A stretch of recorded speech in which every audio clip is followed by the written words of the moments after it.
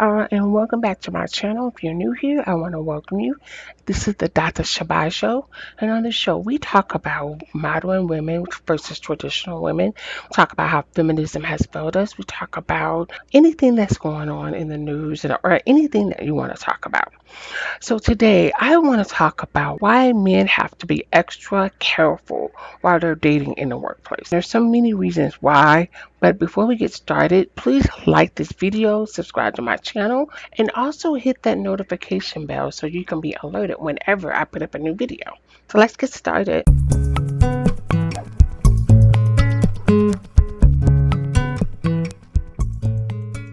So, according to research, workplace romances have been on the rise.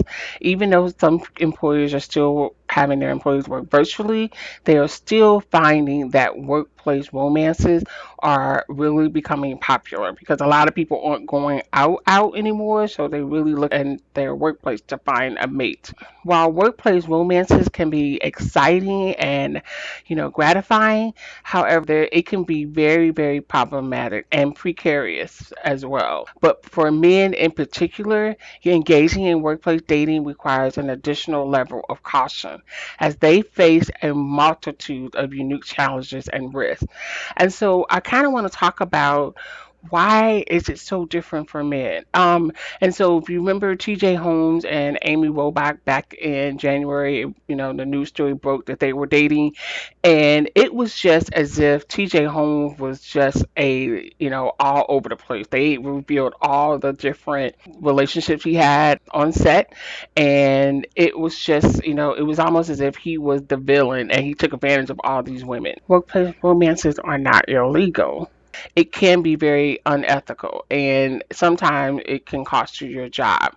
And then even if it's consensual, it still can cause problems because in the news it was reported that the former CEO of BET, which was Bob Johnson, had an affair with Deborah Lee. So I want to show you this video, and then we're going to come back and talk about it for a second.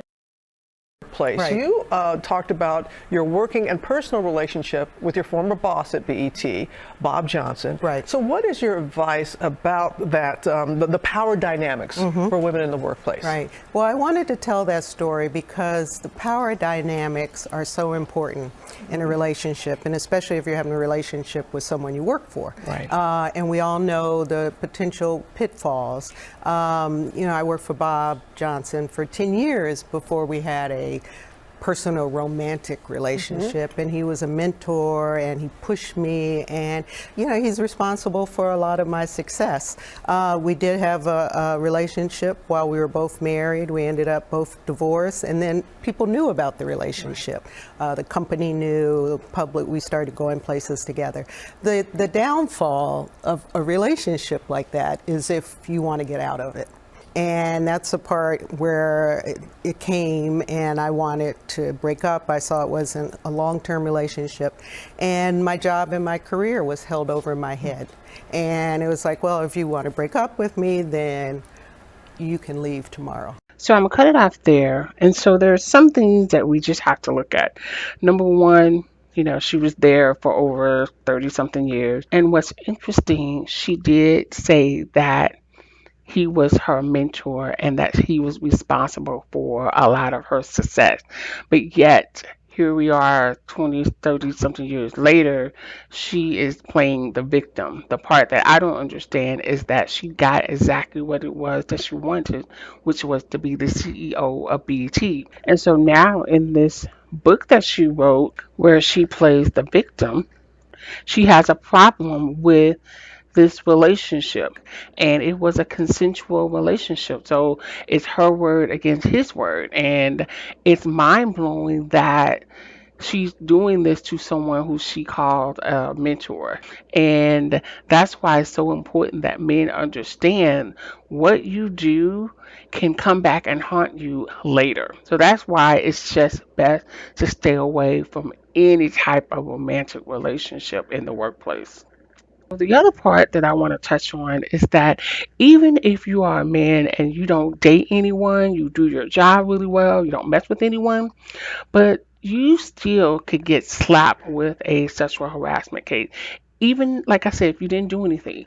And so I remember when I was investigating a harassment case, it was a young man who refused to date one of his coworkers. He made it very clear was she was not his type. She refused to take no for an answer. He filed a claim, it was investigated, and the employee was transferred. And that's why it's important that men really understand that even if you're not dating someone, you have to be cautious. And if you do decide to date someone, you need to know what the policies are. A lot of employers have policies about office romance. A lot of them really want to stay away from them. But just to give you a few of some of the big ones, almost 40% of employers have dated a coworker at some point, according to Career Builder.